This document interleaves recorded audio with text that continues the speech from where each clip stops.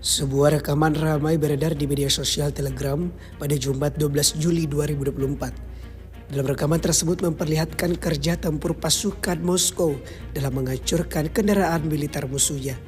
Disebutkan dalam keterangan unggahan, total ada 10 kendaraan militer angkatan bersenjata Ukraina dihancurkan oleh pilot drone di tepi kanan menggunakan drone.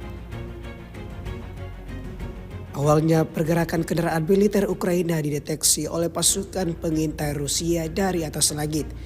Dengan kehilangan kesempatan, pasukan Rusia langsung melayangkan serangan drone hingga mengakibatkan kekalahan letak pada kubu Zelensky. Seperti yang terlihat dalam rekaman, ledakan dahsyat terjadi. Militer Ukraina dapat dipastikan dapatkan kerugian total.